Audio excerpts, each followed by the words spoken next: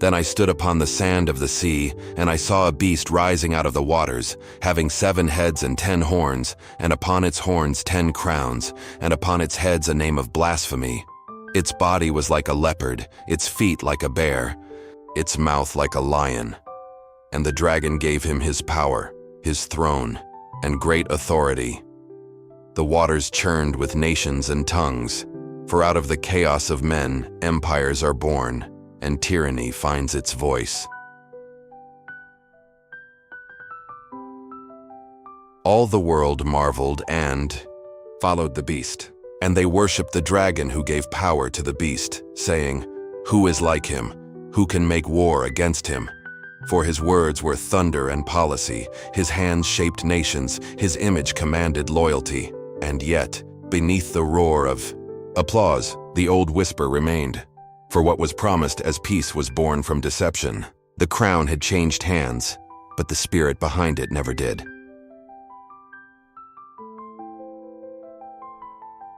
And the beast was given a mouth speaking great things and blasphemies, and it was given authority to act for 42 months. It opened its mouth against heaven to blaspheme the name of God and those who dwell therein. Through words came war, through lies came law, and the nations drank the wine of its rhetoric, forgetting the one who gave them breath. Freedom became faith in a false kingdom, and the world bowed, not by chains, but by choice. And it was granted to him to make war with the saints and to overcome them. Power was given over every tribe, tongue, and nation. But those whose names were written in the book of life of the Lamb stood unyielding. They were hunted, silenced, erased, yet the world could not unwrite their testimony. For the blood of the faithful still speaks louder than the thrones of men. Then I saw another beast coming up from the earth, and he had 2 horns like a lamb, but spoke like a dragon.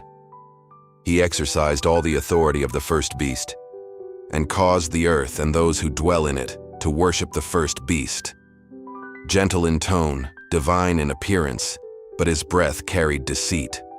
He performed signs and wonders, making fire fall from heaven in the sight of men, and through miracles, he chained their hearts. And he made an image to the beast, and gave breath to it so that it could speak, and whoever would not worship the image was killed. The idol became the interface, the screen became the altar, and the system became God. Eyes watched from every corner, and silence was the new sin. Through machines, the ancient serpent found a new tongue, and through compliance, he found a congregation. And he caused all, small and great, rich and poor, free and slave, to receive a mark on their right hand or forehead. And no one could buy or sell except those who had the mark, the name of the beast, or the number of his name. It was more than a symbol.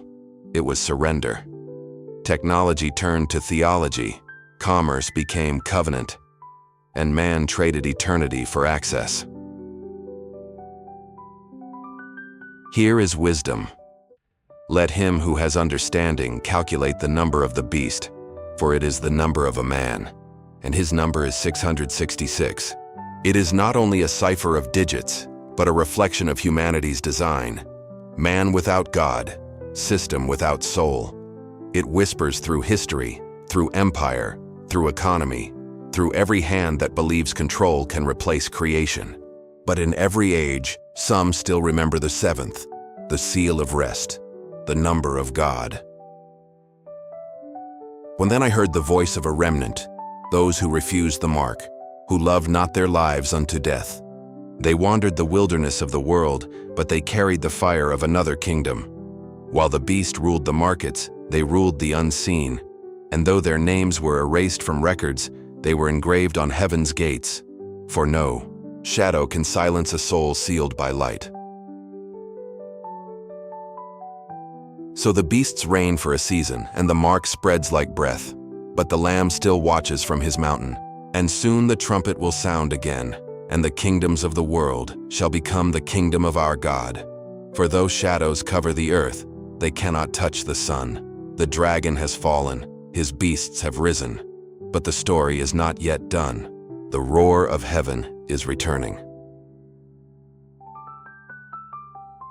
The mark is not merely a symbol, it is allegiance. And every age bears its version, systems that promise peace, powers that demand worship. But one truth remains: no empire built on fear will outlast the faith built on the Lamb. For those who resist the mark of men are sealed by the mark of heaven, and their light will outshine every kingdom that falls.